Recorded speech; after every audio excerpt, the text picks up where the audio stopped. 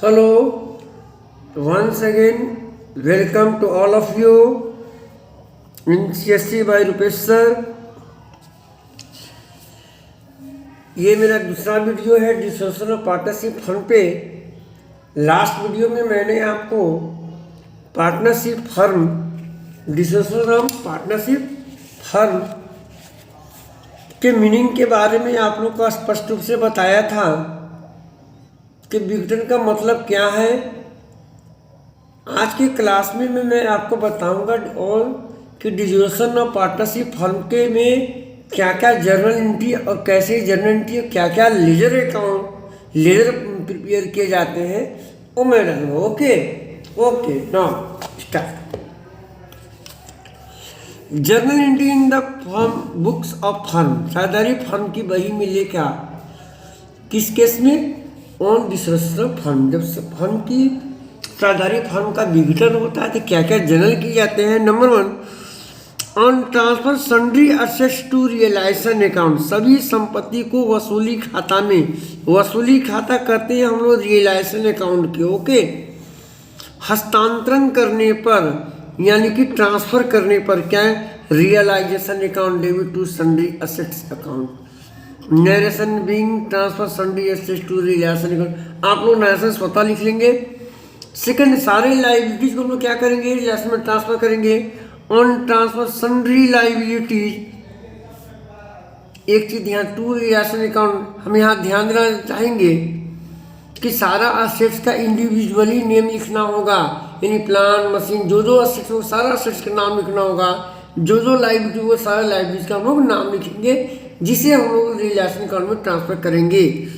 क्या जर्नल है, sundry liabilities account debit to realization account. Hindi भी इसका लिख देते ना मैं आपको कि सभी दायित्वों को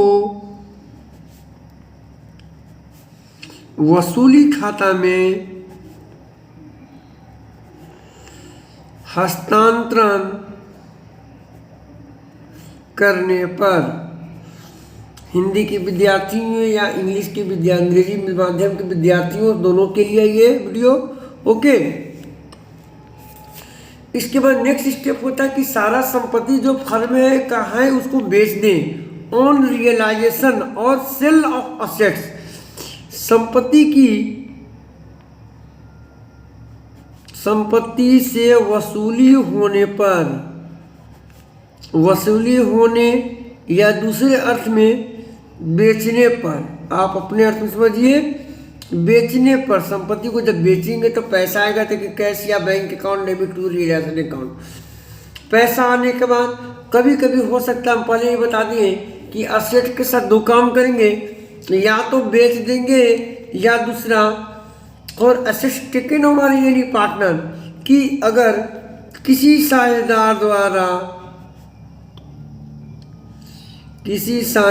द्वारा संपत्ति को ले लेने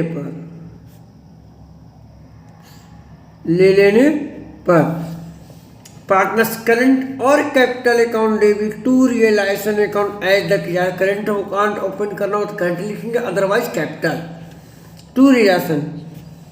अब आएगा नंबर लाइबिलिटीज का। लाइबिलिटी के साथ में सेम केस, लाइबिलिटीज को या तो हम लोग नगद में पेमेंट कर देंगे या किसी साझेदार द्वारा ले लिया जाएगा तो उसको दे देंगे। ऑन पेमेंट ऑफ लाइबिलिटी, दायित्वों का भुगतान करने पर, दायित्वों का भुगतान करने पर realization account debit to cash bank account. अगर हो सकता कोई पार्टनर्स ले ले तो पांचवा साथ छठा कॉम्बिनेशन आएगा इसका, क्लियरिटी। ठीक है, क्या लिखा हुआ है 6 में, for liabilities taken over by any partner, किसी साझेदार द्वारा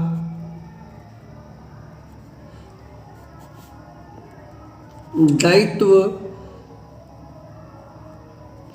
का जिम्मेवारी ले लेने पर okay, realization account debit to partners current और कैपिटल अकाउंट।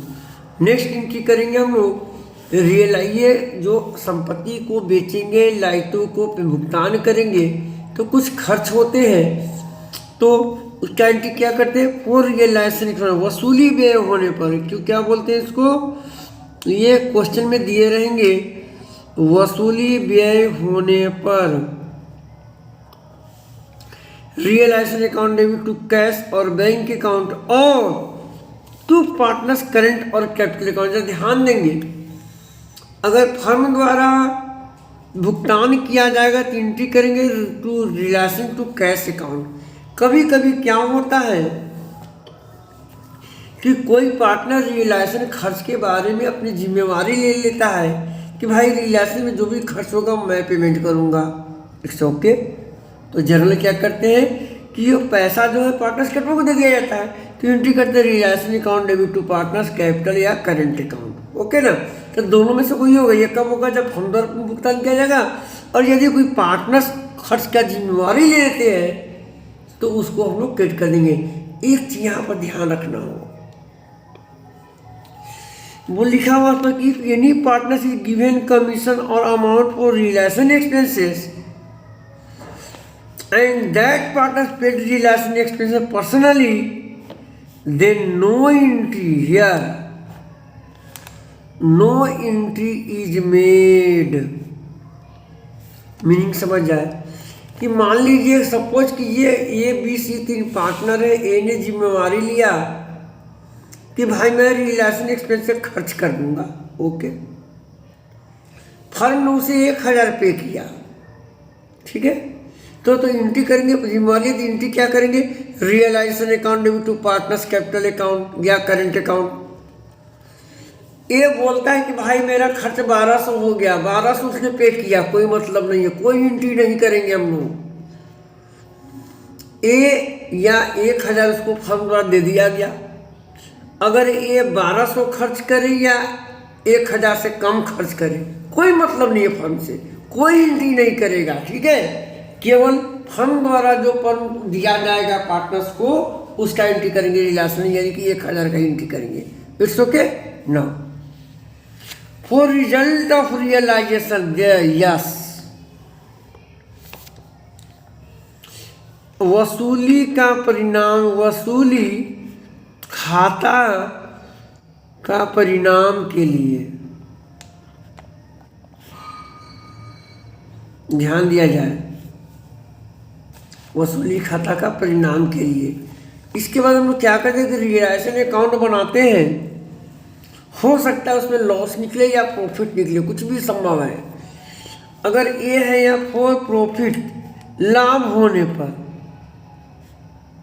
लाभ होने पर relation account debit to partners capital या करंट अकाउंट उनके रेशियो मार देंगे।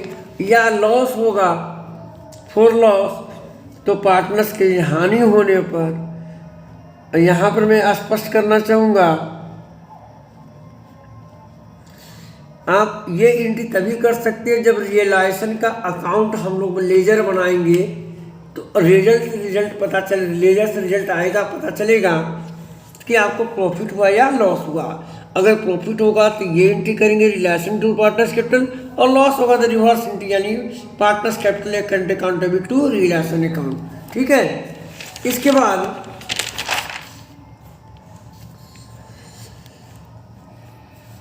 For payment of partners loan, साझेदार के ऋण का, लोन लिख देते हैं, चलिए, भुगतान करने पर, यदि प्रश्न के बैलेंस शीट में, क्वेश्चन के बैलेंस शीट पार्टनर्स के नाम से कोई लोन हो तो उसके लिए एंट्री करेंगे पार्टनर्स लोन टू कैश। लेकिन पार्टनर के पत्नी के नाम से, यानी पार्टनर्स के वाइफ के नाम से कोई होगा तो उसको हम एज ए क्रेडिटर ट्रीट करेंगे, ओके।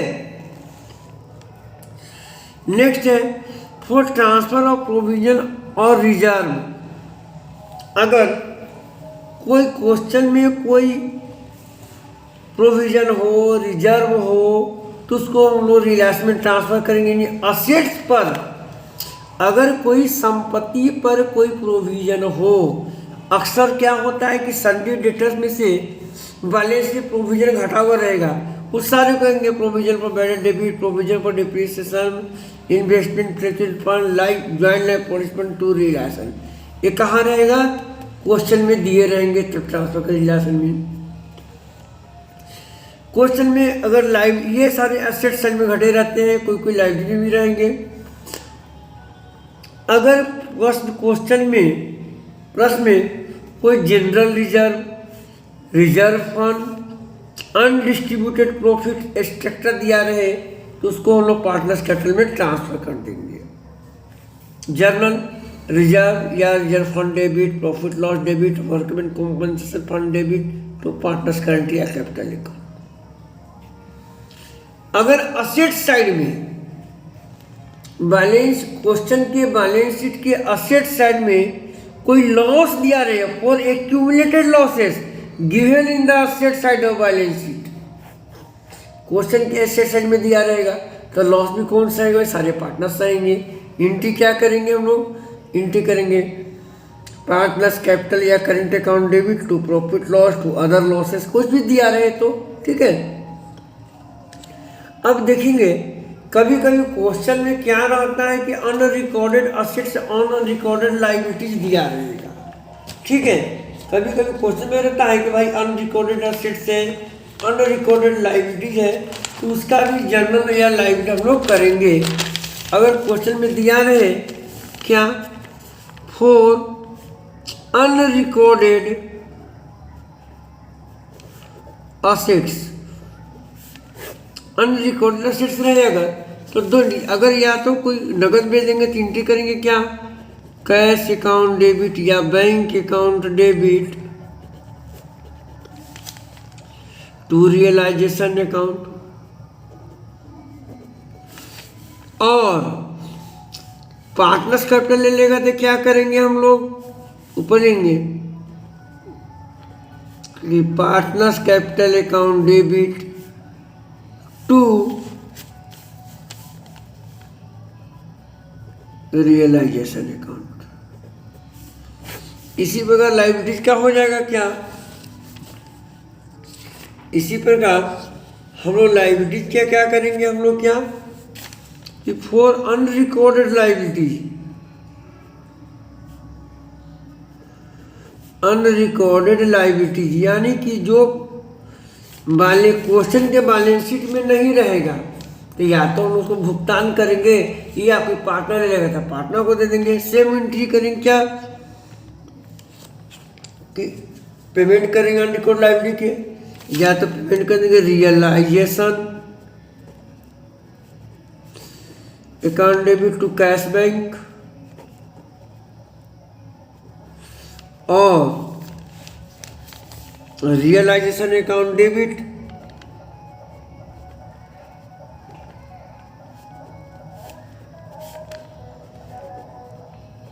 तो पार्टनर्स कैपिटल या करंट जो भी रहे कैपिटल अकाउंट में देंगे, ठीक है।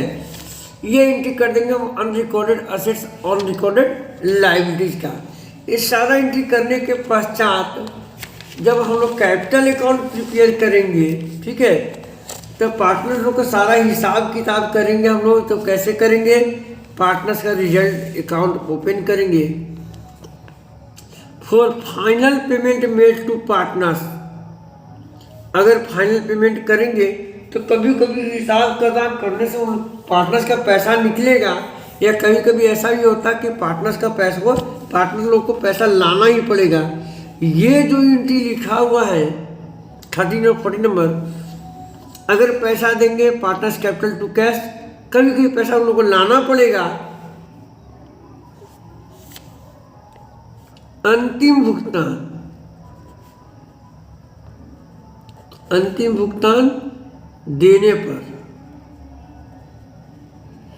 या साझेदार द्वारा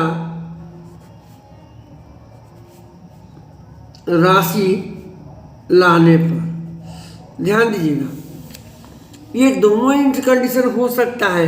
अंतिम कब होगा?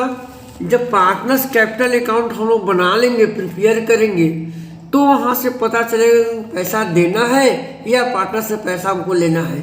अगर पेमेंट देंगे तो पार्टनर्स कैपिटल कैश, और लेंगे तो कैश या bank account debit to partners capital account. ये अंतिम जर्नल होगा। ये दोनों जर्नल तभी हो पाएगा जब हम लोग पार्टनर्स कैपिटल अकाउंट प्रिपेयर करेंगे।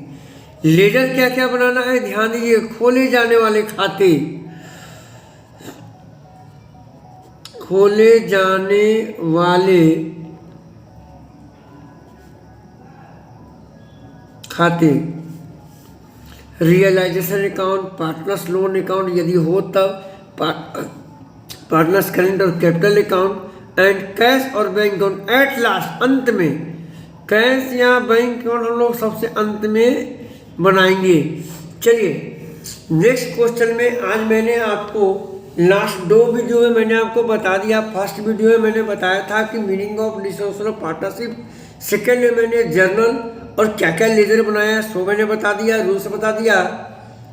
अपकमिंग वीडियो मेरा नेक्स्ट वीडियो इस टॉपिक पे मेरा रहेगा, उसमें मैं आपको प्रश्न को सोल्व करके बताऊंगा कि कैसे प्रश्न को हल किया जाता है। Till then thanks for watching. और मैं एक बार फिर बता देना चाह रहा हूँ, ये वीडियो आपको कॉमर्स स्टडी सर्कल द्वारा प्रोवाइड किया जा रहा है। मैं रुपेश कुमार। तो आप लोग को ज़्यादा से ज़्यादा देख करके वीडियो को समझ करके समझने का प्रयास करें, तभी मेरा मेहनत माना जाए कि मैं सफल हूँ। Okay, thanks for watching.